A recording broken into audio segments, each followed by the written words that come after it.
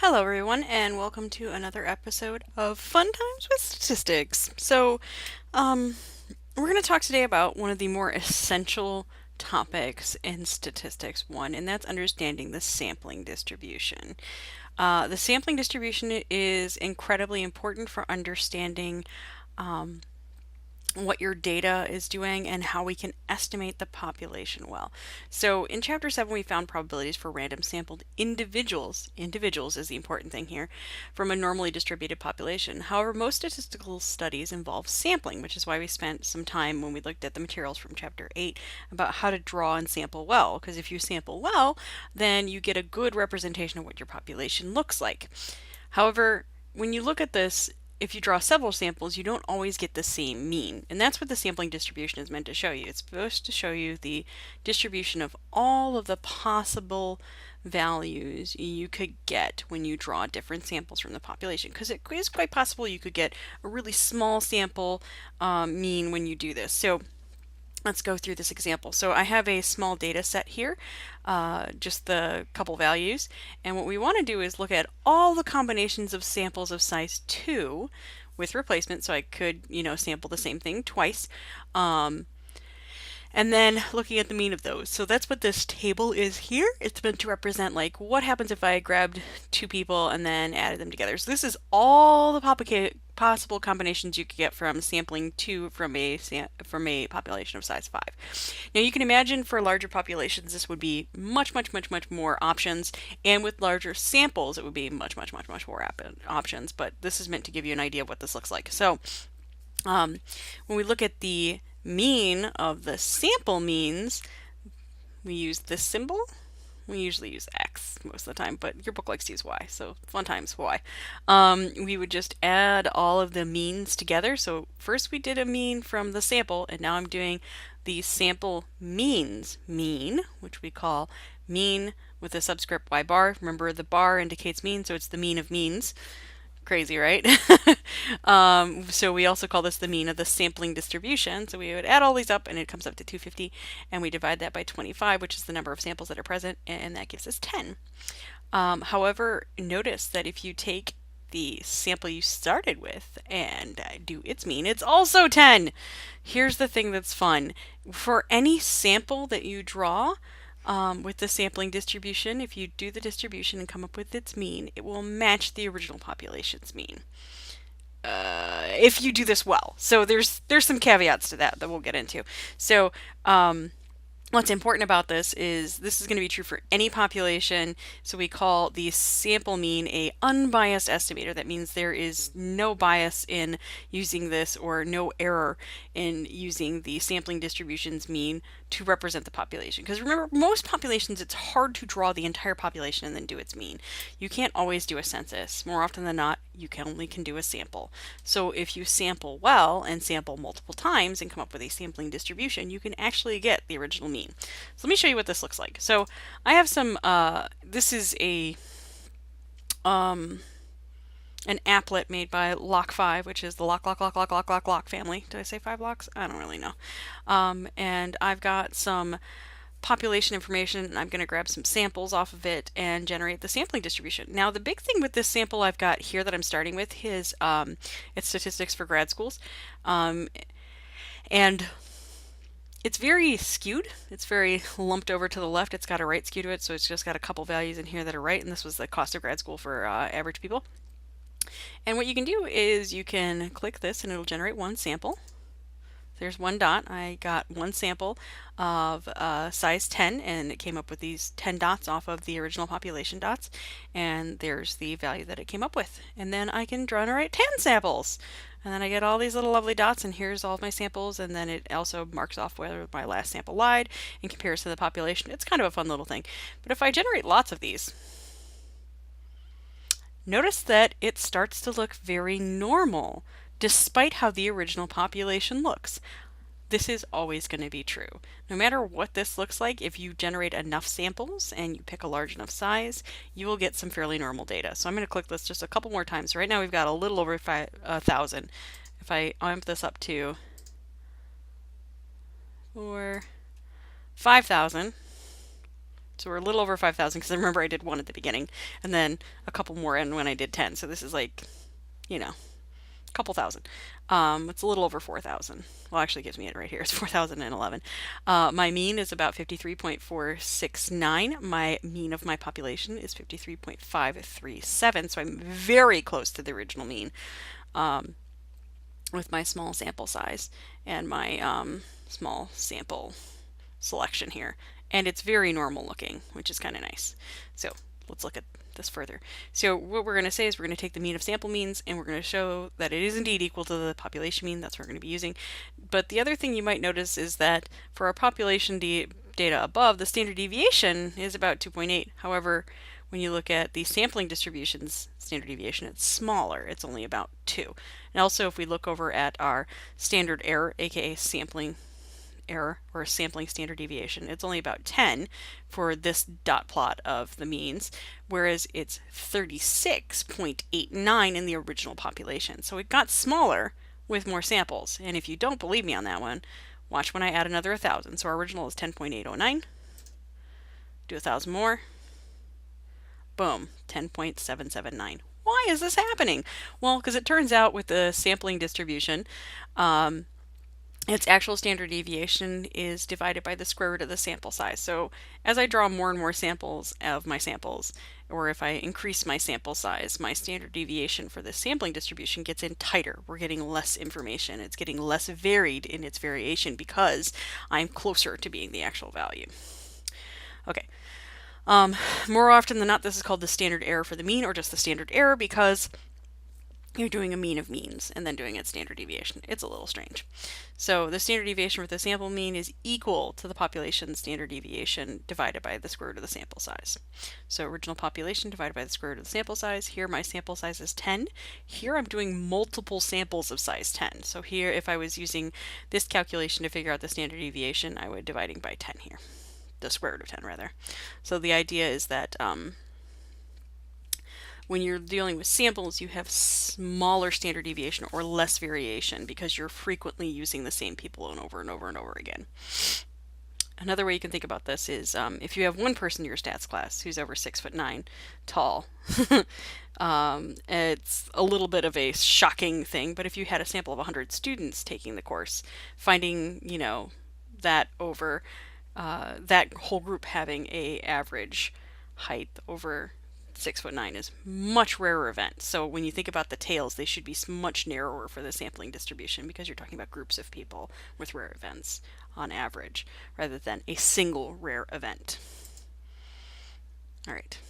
How about some examples? Yay! So among certain college students, the mean number of hours of television watched per week is 10.5 hours, and the standard deviation is 3.6 hours. A simple random sample, which is what SRS stands for, of 16 students is chosen for a study of viewing habits. Let Y bar then be the mean hours of TV watched by the students. Find the mean of the sampling distribution for Y and the standard deviation of the sampling distribution of Y for the sample Y. So I'm doing a sample of size 6. So my mean is going to be the same for the sampling distribution as the original distribution, which was 10.5. I should have wrote hours in here. And then my standard deviation is just going to be the standard deviation of the original population divided by the sample size. So that's why I'm getting 0.09, because if you do the square root of 16, you get 4. If you take 3.6 and divide it by 4, you get 0.09. And this is also in hours. Alrighty. A population has a mean of 17 and a standard deviation of 20. Find the mean of the sampling distribution and the standard deviation of the sampling distribution for samples of size 100. So here my mean again is going to be the same as the mean of the population, and my standard deviation is the standard deviation of the population divided by the square root of the sample size. So that will be 20 divided by 100. The square root of 100 is 10. If you take 20 and divide it by 10, you get 2. In Minitab, we'll now graph the population data C1 and a histogram and a sample means on C4 on a histogram. Crap. I do not have this data up. I'm going to have to pause for a second. Sorry about that. So sorry about that. I had forgot to open the file to show you the the sampling distribution for this and the population distribution. So I'm just going to do a histogram of C1 and C4. So this you should recognize as the data from earlier today. So we're going to go up to graph and choose histogram. I'm going to do them both at once so you can compare them. So I'm going to do simple. Oh, I did not want to hit help. Let's hit OK. So I want to graph the variables population and sampling distribution. I'm going to hit scale, not scale. Sorry, I don't want to transpose x and y. I want multiple graph. I want them to have the same y and same x, and I want them on separate panels of the same graph. So this will give me two of them you can compare right next to each other using the same scale. So here we go. Beautiful. So I'm hoping you notice that the original distribution, since each of these occur once, we're going to get a frequency of 1 for all of them, and so we get this very uniform looking distribution. However, the sampling distribution means like super normal.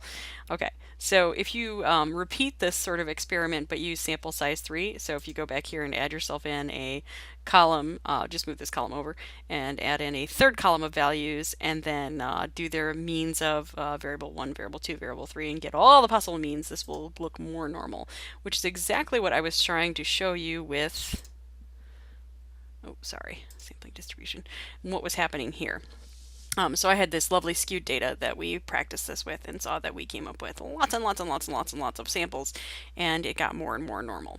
So the thing that's interesting about this is it starts to look more normal pretty quickly, but it really depends on what shape of your original population is. So here I did lots and lots of samples, and that's how I solved that problem, and it looks pretty normal.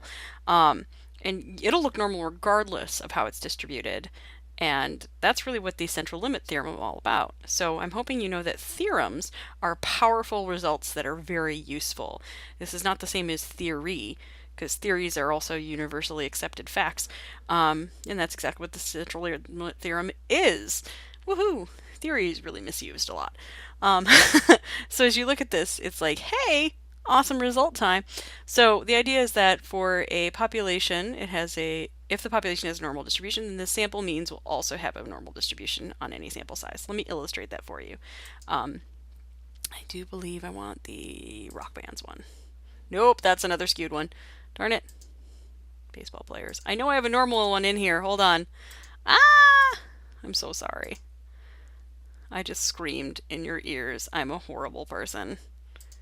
Maybe I don't have a normal one here. Anyway, if you have something normal looking, it comes out normal.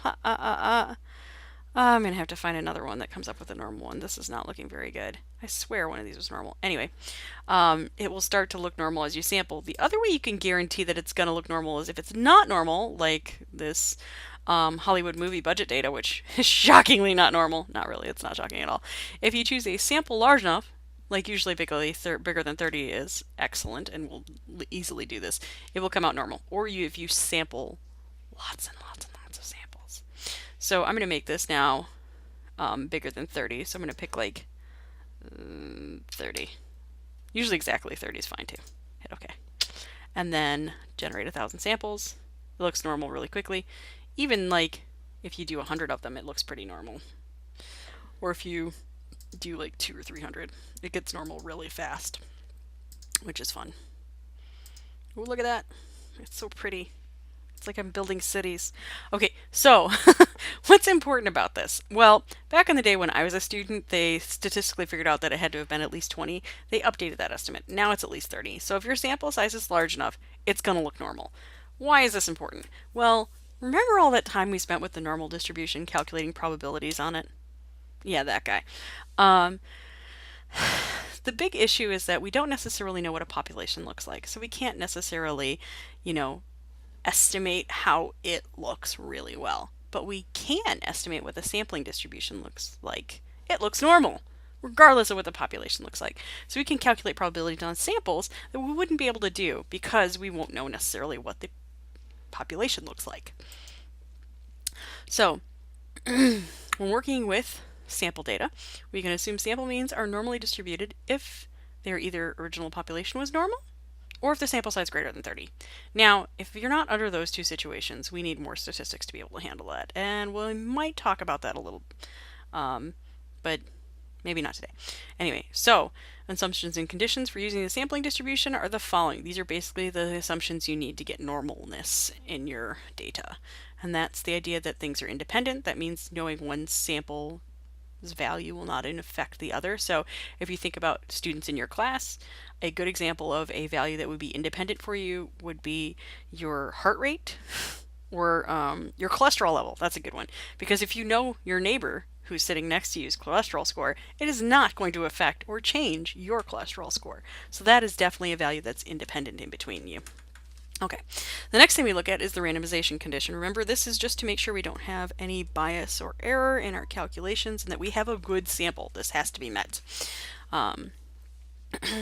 Sample size assumption, we have to be sufficiently large, so be thinking bigger than 30. It's a good time, unless I already know it's normal, in which case I don't care what size it is, yay! And then the 10% condition, which is to make sure you don't oversample, and that's the idea that you want to draw a sample that is larger than 10% of the population. So if you're dealing with 100 people, you can draw like less than 10, so like 9 people. And then, holy crap, you better be sure that's normal because then you won't meet the sample size assumption. Okay, remember, different populations for different things. So another example, and I believe this image is in your book, is if you start with a sampling model that has a specific mean and standard deviation, and you draw from that sample many samples, and then imagine them all together, it will form a histogram, which is exactly what I've been doing over here, to look at the normal model of the sampling distribution. Yay! And the central limit theorem tells us that no matter how skewed it looks, like this one, remember we use like a soft line for continuous data. This is clearly discrete data. Or dotted lines. We gather lots and lots of samples, and then we gather together the mean of the samples and come up with a sampling distribution. So if we're looking with the sampling distribution with mean, mew, kitties, we get a standard deviation for that sampling distribution, which will be the standard deviation of the original data divided by the square root of n. Now, if we don't know the population standard deviation, because again, when you go to grab samples, you don't necessarily know what the population looks like. We can instead use the standard deviation of the sample, and that would give us the standard error. So, although I've written this, so this is it's an unbiased estimator basically.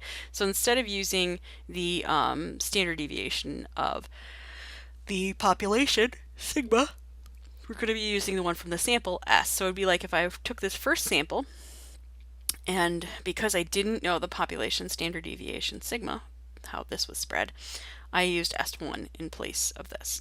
Now, this can create a bit of a problem because, well, clearly there's not just one S1. It looks different all the time, and that introduces some error. That's why this is called a standard error, because we're aware of the fact that it's not the truth. But it's still an unbiased estimator. So, the other symbology used for this is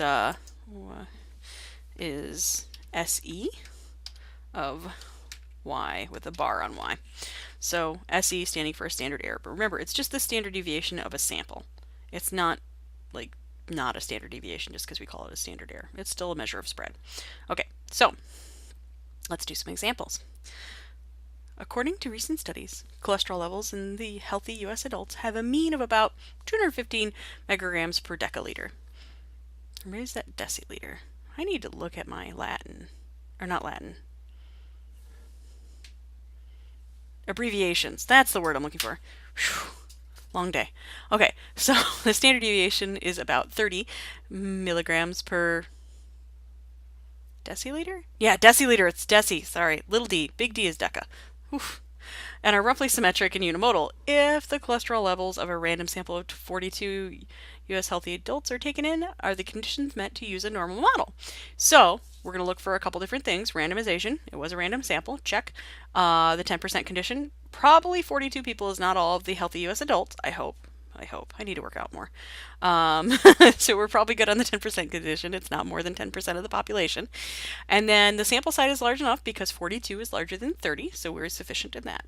All right, let's look at the mean of the sampling distribution. It's going to follow the population sample. So, the sampling distribution's mean is going to be the same as the population. This is not a sample. That's the parameter for mean. And then the standard deviation would be the standard deviation of the distribution divided by the square root of the sample size, which gives us about 4.629. I've rounded that a little bit. And then last but not least, what is the probability that the average cholesterol level will be greater than 220? Let's see how to do that. So if we go to graph, probability distribution plot, probability view, and hit OK, I'm going to use a normal distribution with mean 215. And here's where you need to be careful. What's the probability the average cholesterol level will be greater than 220? The average cholesterol level, not a single cholesterol level, not one random person, but a group of people and their average. So I am doing the sampling distribution, not one person. So the standard deviation I should be using should be the one for the sampling distribution. 4.629. All right. And I want to know the levels that are greater than 220. So be careful I'm doing this. I'm doing right tail because I'm doing greater than. Let's hit OK. Oh my gosh, it's about 14%. Those poor people, they need to get it working out, just like me. Okay, let's do sample number 4. Oh, in case I didn't emphasize this enough, this is what you need to watch out for. What is the probability that an average? I'm talking about how the means behave here, not a single individual. A single individual, like what's the probability that a random person will have a cholesterol level greater than 220, would be dealing with the standard normal distribution for cholesterol, which is just the one with mean 215 and standard deviation 30. Since this is about a sample, because it mentions the average, it mentions means, I'm doing means, I'm dealing with the sampling distribution. That's the big thing to watch out for. Which distribution are you on, and how can you tell? All right, let's do another example like that sort of hammers us home a little bit more. And talks a little bit about the symbology for this. So based on the data for the U.S. Census, the mean age of college students in 2009 was about 25 years. With a standard deviation of 6.8 years, which makes me giggle a little. The simple random sample of 64 students is drawn. What is the probability that the sample mean age, see the sample in there, and the mean, so there's standard, it's sampling distribution, is going to be greater than 26 years. So the first thing you do is to construct your normal model. You need to know its mean. Bam! It's the same as the population. And you need to know the standard deviation. But for the sampling distribution, because sample, mean, sample. Okay, how the means look, the mean of means. I don't know what you mean. Oy, don't be mean. Okay, I need to talk to myself less. That's about 0.85. So this is how you would translate that probability statement. So clearly I'm talking about age, and since I'm doing my y is like, you know, the age of the students, notice I've got this bar here. So I'm actually doing the probability calculation on a mean. I'm doing a sample mean. How likely is it the sample mean is bigger than 26? See how this is working? I personally like it better if they take y and replace it with like the word mean, but whatever.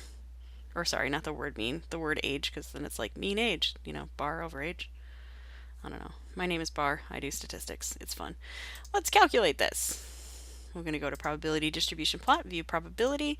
I need to change my mean to match what I just calculated, and the same thing for my standard deviation, 0.85.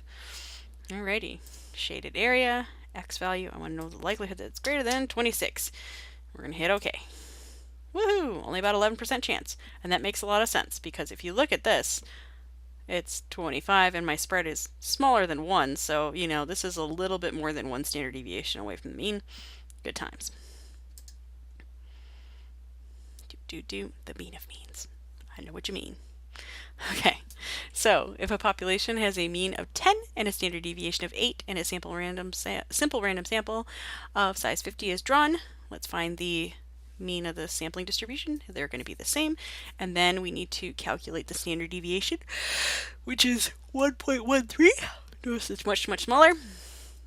Okay, we're going to find the probability that y bar is greater than 11. So we'll go to stats. The mean is greater than 11. I need to quit calling it y bar. Oh, probability distribution plot, view probability. I'm normal. My mean is 10. My standard deviation is 1.131. This is going to be just over just under 1 standard deviation away from the mean, so it's not too shocking that this is going to come out a little bit larger than the previous one. So I want to do greater than 11. There we go, 18.3, looking pretty good. Okay, let's do an in-between value. So we'll go back to graph, probability distribution plot, view probability. Is this feeling like the standard normal chapter? Because it should. Let's do some middleage. We'll find between 7.5 years I'm calling this years because the last example was years. Sorry. You have no information on where this is coming from. Maybe this is like, cups of water people drink a day. That seems kind of reasonable, right? Maybe. Standard deviation of 8 makes that make no sense. Never mind. Don't listen to me. Here we go. That's most things. Yeah. Okay. So again, remember, sample. Sample. The bars, not the Y's. Okay. Let's do an IQ example, because those are fun. So we're doing an IQ of group of people. Woohoo. So normally, IQ has a mean of 100 and a standard deviation of 15. And I know this is normal. So we're going to find the probability that a randomly selected person, so one person, has an IQ score of 15 or less. So we're going to graph, probability distribution plot, view probability. I'm going to put in my mean and my standard deviation. And I got to go to my shaded area, and I want to know the probability that they're less than, so I got to do a left tail. 115. I took an IQ test as a kid. Evidently I was creepy, which is pretty normal for me. Haha, normal.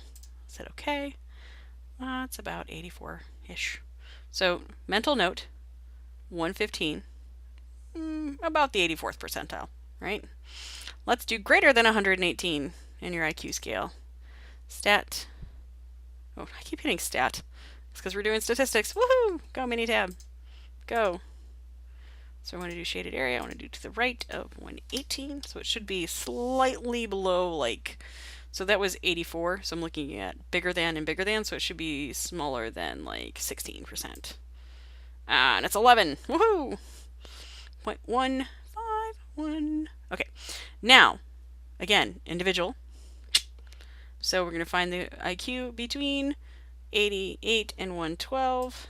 Graph, probability distribution plot, probability view, okay. Shaded area, middle. We're going to do 88, 112. Okay. Boo-hoo-hoo-hoo. It looks like it's 0.5736. Now, your teacher is an idiot. Only on occasion, though. I did not mean to do that. Hold on. Sorry about that. I wanted to shrink that. I should have done D and E to match something up here. But I picked 105 and 105 again. Yeah, we'll see how this goes. If 40 people are randomly selected to find the probability that their mean IQ score is greater than 105. I'm going to go off topic for a minute. So remember earlier we figured out the probability that they were greater than 118? I'm going to use this distribution, but do 118 on it, just to prove to you that this value for B will not match the sampling distribution's value. So we're going to go to graph, probability distribution plot, probability view. Our mean is staying the same, but I need to change my standard deviation because I'm now on a sampling distribution, which has a different mean, 2.372. And like I said, I'm going off topic here a little. I'm going to go to shaded area, and I'm going to find the probability that I'm greater than 118 because I found that earlier for the original IQ scores. So I'm going to do right tail, 118, just to prove to you these are not going to come out the same. We're going to hit OK. And it's that different. It's all the way out here. Why is that happening? Well, because 118, when your spread is about 2 and your mean is about 100, that's like way out there. That's how many standard deviations away from mean? It's 9, okay? It's probably 8 because I ignored the 0.3 here. So it's like way out there. So it's pretty much 0. Whereas when you're dealing with the individual, one person, instead of a group of people, hey, about 11% of the time. Trippy? A little trippy. Okay. I don't want to say that. Sorry that was so loud. Let's go to probability distribution plot, probability view. And I actually was supposed to do the right problem. Sorry, I got off topic. 105. Okay. Okay. We find that's about 1.75%, which is like tiny. You should be shocked how tiny this is with what we were saying earlier. But again, you're talking about a group of people averaging more than the average. Okay.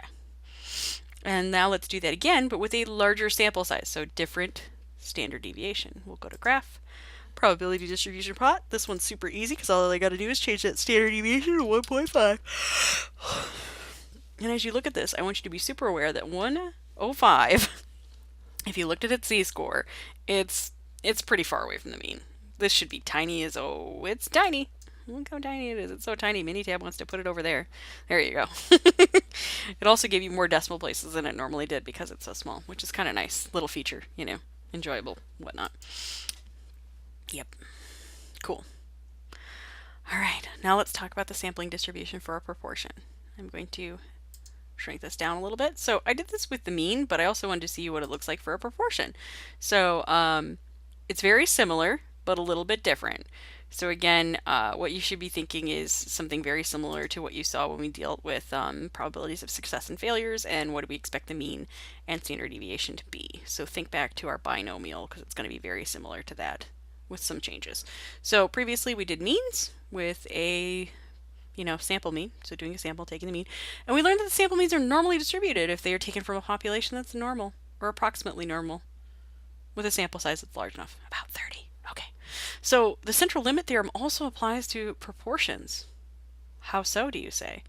Well, let me show you.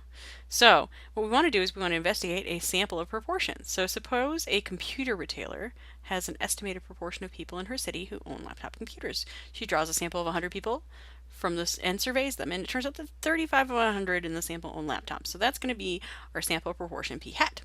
So we have a simple random sample. X is the number of people who have been have that certain characteristic, our defined success, and n is the sample size. So our proportion is simply the division of those two. So it's about 35%, but we usually numerically represent that since the proportion as 0.35. Usually we denote the population proportion without a hat. So I'm hoping you notice a theme here that if you're a population, you don't have any hats or bars on you. And if you are from a sample, you have hats and bars on you to indicate the difference. Because with X and X bar, we were doing like sample, not sample. Okay. All right, so just like with sample means, the sample proportion p hat is a random variable, and therefore we can think about it as a probability distribution with the sampling distribution of p hat. So we're going to have p hat be the sampling proportion of a simple random sample of size n, and draw a population proportion of size p. The mean and standard deviation of the sampling distribution look like the following. So the mean of the sampling distribution will be close to the proportion. The spread will look like p times q divided by n. So think about this. Number of success times failure divided by sample size. So I'm reducing by sample size again. Let's go over to this. Well, let me do this example. I was going to show you this little cool thing, but I think I'm going to wait till after I talk about the central limit theorem. So if I was to calculate the mean of the sampling distribution for proportions, I would take and just use the proportion that I'm given from the population. They will be the same. We'll see that when we do this. And then the standard deviation is success times failure divided by sample size. So about 0.0429. Notice it's smaller than the spread of the binomial distribution, which is NPQ divided by n, or sorry, square rooted after you multiply them. So the big thing with the central limit theorem with these is that we need to have at least 10 successes or 10 failures. Otherwise, we won't meet the success failure condition in order to get this working. So let me show you our physical example, what's happening here. So I'm using a proportion of about 0.275, and with a sample size of 200. So the average number of successes I'm going to see here is about 55, because that's 200 times 0.75. So if I just do one sample, bonk, notice this gives me a count. So this is how many successes I got out of the 200, and then it gives me the proportion. So that's just doing one sample. So there's where it would be lying if I did one sample. So imagine you have a population out there that has some characteristic you're interested in, like maybe they have brown eyes or something. And you know that roughly that's the right proportion. You go out, you grab a sample of 200 people. It turns out only 59 of them had brown eyes. It was a little larger in that sample. Now what happens if I generate lots of samples? Bonk. Oh my gosh. What's happening? Does that look normal? Oh my. It does. This is probably the least exciting thing you've ever seen. So I want you to notice this looks normal. Look at the mean. It's 0.275, and it didn't take me that many times of generating thousands of them. Oh, it's on lag. Oh no, to end up getting that. And if you're curious, the since I did a sample size of 200, the standard deviation for the sample or the standard error is accurate to what's happening here. If you bother to calculate 1 minus 2.75 and then 2.75, multiply them, divide them by 200 and square root them. It also gives me the last sample it took, which is showing up like right here. So yay, the mean of the means is the mean. Good times. Go central limit theorem. Thank you for your help. Okay, last two examples of the day. Weird. Okay, so if we want to do a general social survey, so those of you who are interested in demographics, here we go. We find that 56% of adults saw a doctor for an illness during the past year. A sample of 65 adults is drawn. What's the probability that more than 60% of them saw a doctor? So we use as our mean the proportion of success, and then we find our standard deviation. Remember, this looks normal. Normal. Very normal. We find our standard deviation, and then we're going to calculate the probability. So we're going to go back to Minitab, and I'm going to go to Graph, Probability Distribution Plot. I'm going to be using the normal distribution because this looks normal, as long as I have at least 10 successes and 10 failures. I didn't check that. Oh no. Okay, real quick. 65 times 0.56 is 36 people, and if you subtract 36 from 65, oh, that's bigger than 10. You're good. Check. 0.56, and then 0.0616. I know there's multiple percentages floating around here, but keep track of who is what and things. This is a probability. This is the percentage you are trying to determine things on. I want to know when I'm greater than 60%, so 0.6. Hit OK. And there's our plot. It appears about a little bit over 25% of the time will that group of people have seen a doctor in the last year. Good to know. Would it be unusual if more than 70% saw a doctor? Let's find out.